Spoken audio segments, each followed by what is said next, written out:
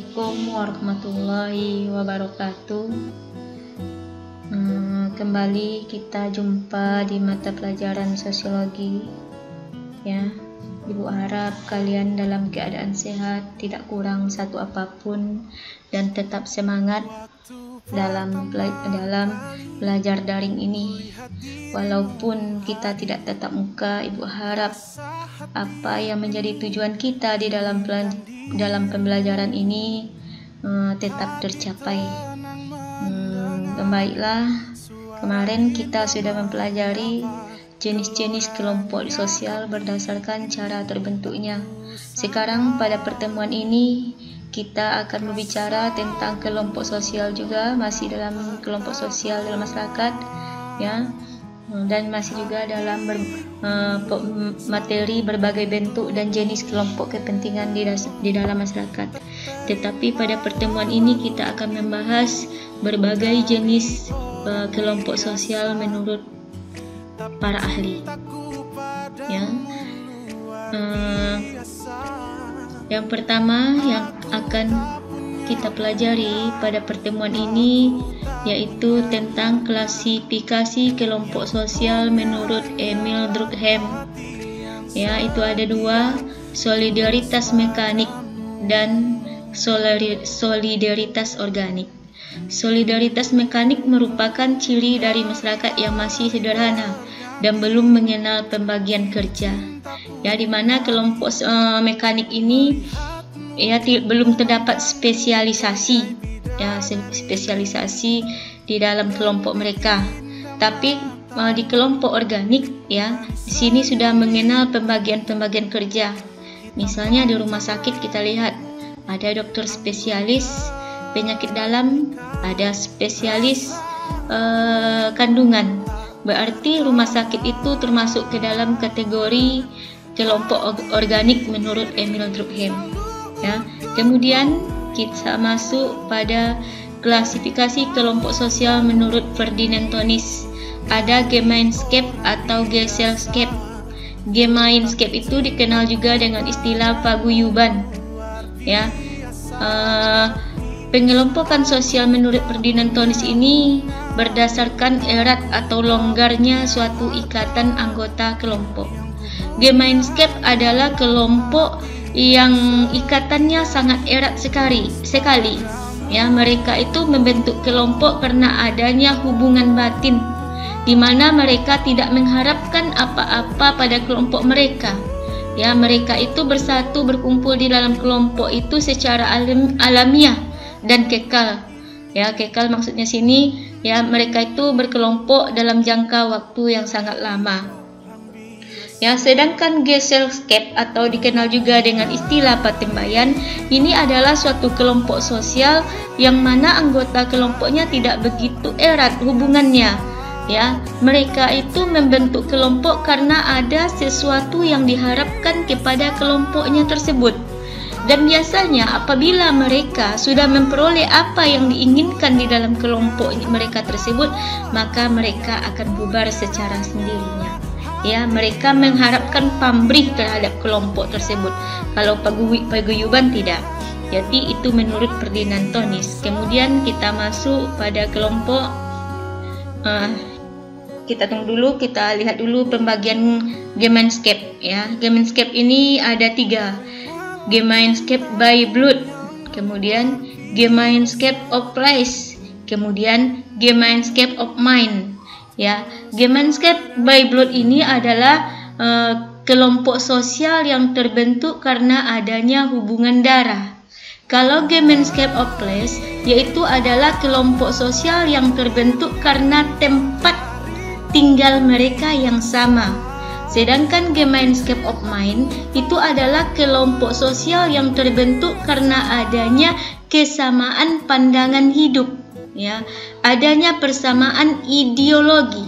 Kita lihat terbentuknya masyarakat Indonesia atau bangsa Indonesia ini, kenapa kita bisa menjadi suatu negara yang bernama NKRI? Karena kita mempunyai ideologi yang sama. Apa ideologi kita? Pancasila.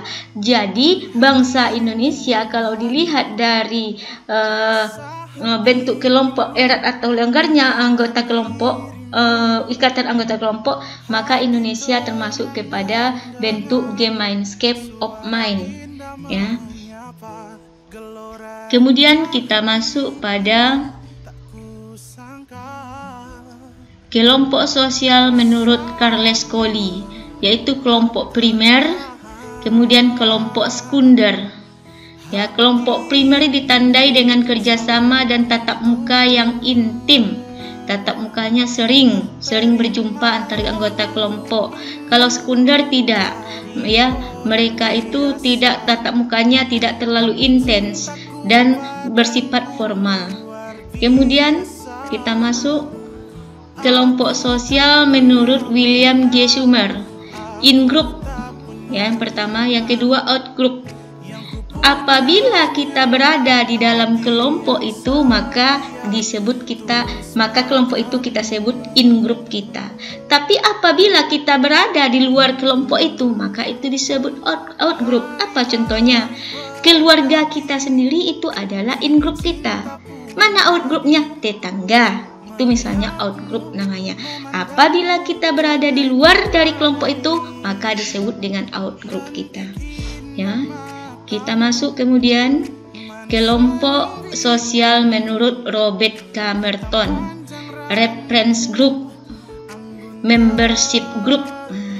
Ini mungkin yang paling sering kalian dengar itu adalah membership group, ya. Dan menjadi membership group Tupperware misalnya kata Mama, ya, itu namanya adalah membership group. Kemudian reference. Apa beda reference group ini? Reference group ini adalah kelompok acuan, ya, kelompok acuan kita yang menjadi acuan kita. Sedangkan membership group adalah kelompok yang cuma kita tercatat secara fisik di situ, ya, tidak mempengaruhi diri kita. Contohnya seperti ini. Seorang anggota dewan, ya, berasal dari misalnya golongan karya misalnya, ya, Golkar, dia dari Golkar, dia menjadi anggota dewan, dia berada di misalnya dia berada di DPRD sebagai anggota Panggar, penitia anggaran misalnya. Dia bertindak di dalam anggota DPRD Kampar, misalnya DPRD Kampar, dia bertindak di sana itu sebagai membership grupnya. Sedangkan reference grupnya adalah golongan karya, ya. Jadi kan dia punya dua kelompok nih. Satu kelompok parpolnya, partai politiknya. Yang satunya kelompok dewan perwakilan Kampar, DPRD Kampar misalnya. Jadi ada dua kelompok itu. Yang reference grupnya, kelompok acuan itu golongan karya. Sedangkan anggota DPRD Kampar itu cuma membership grupnya, ya. Nah, jadi kalian harus paham itu. Jadi kita masuk lagi pada kelompok sosial formal dan informal. Kelompok sosial formal adalah kelompok yang memiliki aturan tegas, ya. Ada peraturan di sana. Yang dikatakan tegas itu kan dia mempunyai aturan formal yang memiliki sanksi, itu tegas namanya. Apabila peraturan itu tidak mempunyai sanksi, tidak tegas, ya. Kemudian kelompok sosial informal. Kelompok sosial ini tidak mempunyai struktur organisasi yang jelas. Tidak ada ketua di situ, tidak ada bendahara, tidak ada peraturan tertulis. Itu namanya kelompok sosial informal. Ya, kemudian kita masuk kelompok sosial okupasional dengan volunteer. Kelompok okupasional adalah kelompok yang terbentuk akibat semakin memudarnya fungsi kekerabatan, ya. Kelompok ini terdiri atas berbagai profesi atau memiliki pekerjaan yang sama. Berarti ini adalah kelompok sosial profesi. Contohnya ID, Ikatan Dokter Indonesia, itu adalah kelompok sosial okupasional.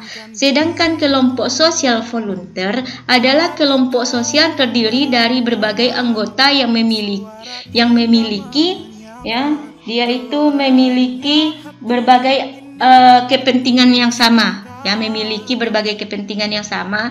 Bedanya antara okupasional dengan volunteer ini, ya kalau okupasional itu diakui keberadaannya oleh masyarakat, sedangkan kelompok volunteer ini ditolak oleh masyarakat. Contohnya apa, Bu? Kita lihat. Contohnya geng motor. Geng motor itu adalah orang-orang yang mempunyai kepentingan yang sama, tetapi keberadaannya ditolak oleh masyarakat. Itu disebut dengan kelompok volunteer. Jadi itulah materi kita hari ini, ya. Ibu harap apa yang kita sampaikan hari ini, ya, dapat anak-anak ibu mengerti, dapat anak-anak ibu pahami. Kalau kurang paham dan kurang mengerti, boleh hubungi ibu secara pribadi, baik melalui WA, ya, ataupun langsung ke sekolah, ya, dengan tidak berbondong-bondong atau membentuk kerumunan. Assalamualaikum warahmatullahi wabarakatuh.